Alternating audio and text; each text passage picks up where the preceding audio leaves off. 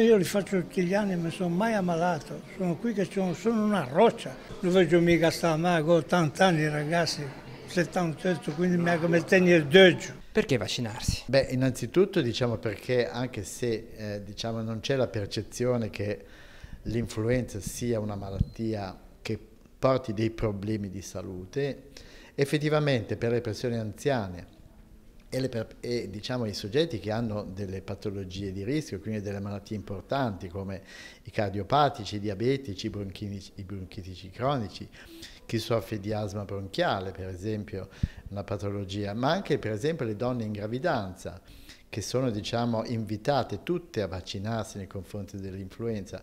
Come dicevo, per queste categorie contrarre l'influenza, avere l'influenza predispone alle complicanze che sono anche molto importanti. Si va dalla polmonite, che è la complicanza più importante, all'aggravamento della patologia che uno ha, della malattia che uno ha, e quindi diciamo molto spesso queste persone poi devono ricorrere al medico curante nella migliore delle ipotesi oppure ricoverarsi in ospedale. Il punto di riferimento rimane il medico di famiglia, ma anche gli ambulatori della ASL sono aperti su tutto il territorio. Certo, i medici di famiglia abbiamo dato più di 23.000 dosi di vaccino, quindi faranno il grosso diciamo, delle vaccinazioni. Noi siamo aperti negli orari che potete trovare consultando il sito della ASL 4. Quest'anno un appello aggiuntivo a chi non è mai stato vaccinato anche contro le malattie da pneumococco a vaccinarsi. Il vaccino può essere co-somministrato, quindi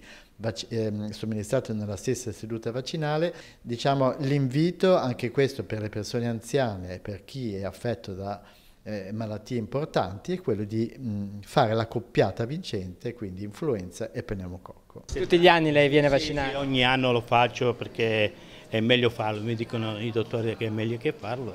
Gli anni scorsi comunque non si è ammalato? No, è andato tutto bene, io preferisco farlo tutti gli anni.